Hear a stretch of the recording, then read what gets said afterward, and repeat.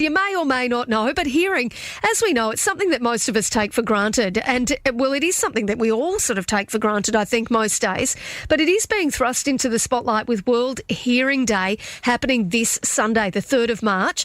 Now, joining me in the studio to talk more about how, well, to prevent hearing loss and the importance of maintaining healthy ears is Territory Hearing Audiologist Solomon Joseph. Good morning to you. Good morning, Katie. It is a pleasure to be with you, and you are not only an award-winning journalist, you are a trendsetter in Northern Territory, and people love to hear your perspective on any topic. Oh, thank you. Thank you very much. That is very nice to say.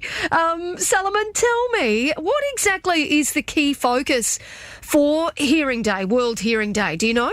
In 2024, the focus is let us make ear and hearing care a reality for all. Right. That is a message, but in reality, it's very hard to pass on that message and to implement hearing health for everyone. Yeah. As you know, in Australia, 1 in 6 Australians have significant hearing loss, and that number is going to go high in 2050. The prediction is 1 in 4 Australians will have significant hearing loss.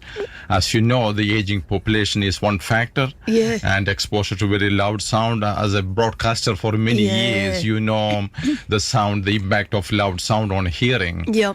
And 85 decibel or more sound can be detrimental to our hearing. You have spoken to me about that before, and every time I think I've got to turn these headphones down, I listen very loudly. But is that the main reason why we're not for, not because of me listening through my headphones, but what are the main reasons that we are expecting those numbers to grow by 2050? Aging population always a challenge, because when we get older, what happens is the inner part of the ear in our cochlea, there are hair cells, tiny hair cells that degenerate. So with that, what happens is we will have sensory neural hearing loss, and that is permanent hearing loss. Okay, when we talk to our grandparents or parents, when they are in 70s or 80-year-old, we realize is that they are not hearing what we say 100%, because there will be the high frequency loss. Mainly we lose the high frequency first, and then the mid frequency, and then the low frequency.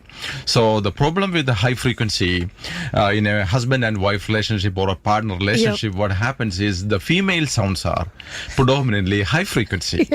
And the male will have difficulty to understand his partner that high frequency sounds. So what you're saying is that sometimes men aren't lying when they pretend that they can't hear us. They are not lying. That is a fact. And many women think that they have selective hearing. It's not selective hearing. They are not actually hearing their partner because of that high frequency sound of female. Majority female will have high frequency tone.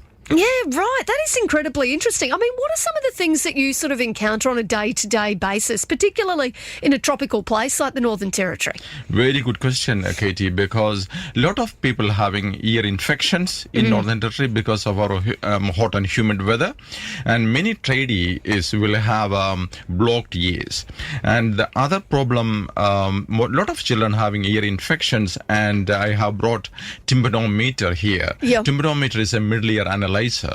If anyone having blockage in their ear, an audiologist can easily identify using tympanometry test what is going on in the middle part of their ear, if they have an ear infection or not. Because the sensitivity and specificity of the tympanometry is 85%. That is in medical standard, that is pretty good. And we can exactly tell, what is going on. You need to see a doctor, you need antibiotics, or that is up to the doctor to decide.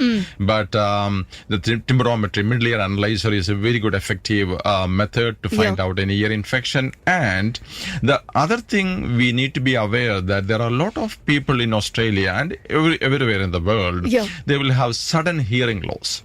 I did mention previous interviews, it's a clinical emergency, and I did come across many people, and they delay the sudden hearing loss. I can wake up tomorrow morning with no hearing in one ear or in both ears. Right. Yes, that is a clinical emergency, and if you have an appointment with a doctor, audiologist, if you can see an audiologist immediately, that is fantastic.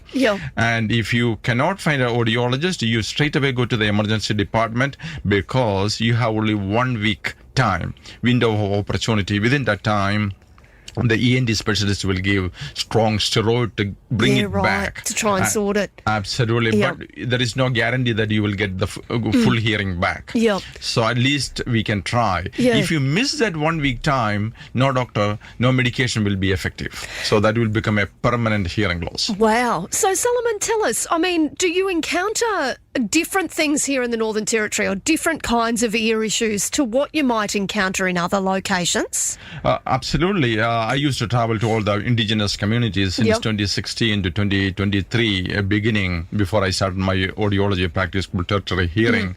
Lot of children, especially the community children, they have pussy ears, Yep. discharging ears, and that is very unique to the Northern Territory.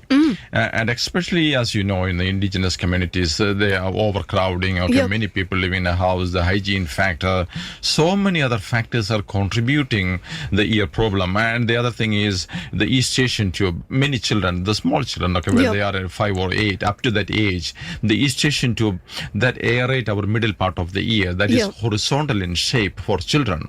So they cannot aerate very well. When they are a bit more older, then ear infection, the possibility of Yeah. ear infection is significantly reduced. Yep. So children, when they have ability to speak well or any difficulty to understand their parents, they need to see an audiologist. They need to go to a doctor, Yep. get a referral to an audiologist, or because I started my own practice, I give the opportunity to the Territorians that you can contact me straight away if you Yep. have any doubt, and you can clarify free of cost. Yeah, right. And get if them checked. 104.9 can give my contact number to our listeners, Well, they can yeah. contact, because Yeah. I graduated from University of Queensland long back, Yeah. 2006, Yep. and 17 years in audiology. You know your stuff. Absolutely, sort of, yes. Well, we can definitely pass that on. But Solomon, I do want to ask you before I let you go this morning. I mean, with it being World Hearing Day, of course, on Sunday, what are some top tips, for Territorians this morning for looking after their ears, to trying to prevent things like that hearing loss? Absolutely. Very good, important question. Basically, whenever you have any problem with ears, like it can be impacted wax or blocked ears, Yep. you need to see the right people at the right time.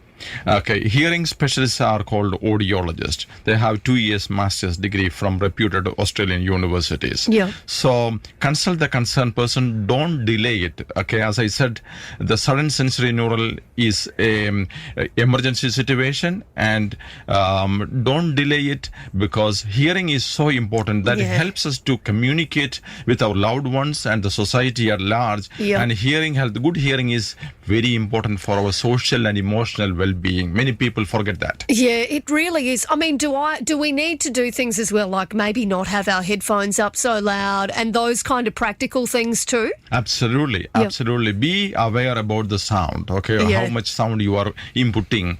And generally, most of the smartphone will have a warning, a red signal that, okay, you are putting it at 95 decibel. So reduce it, okay. That is giving a warning to the people who are listening to the music Yeah. or whatever podcast.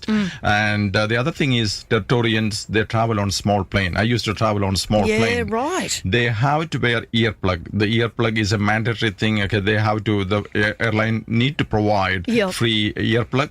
So all Territorians who are traveling on small plane, flying on small plane, must wear the earplug. They have to squeeze it and put deep in the canal, and Yep. that will give you the reduction, 30 to 40 decibel reduction in noise. I used to wear earplug and ear muff to Yeah, protect right. being a hearing specialist. I know the impact of Yeah. that 120 decibel, okay, the 130 decibel, this twin engine or single engine Yep. planes are too noisy. Yeah, so you've got to make sure you look after your ears. Absolutely. Well, Territory Hearing audiologist Solomon Joseph, I really appreciate you coming in this morning.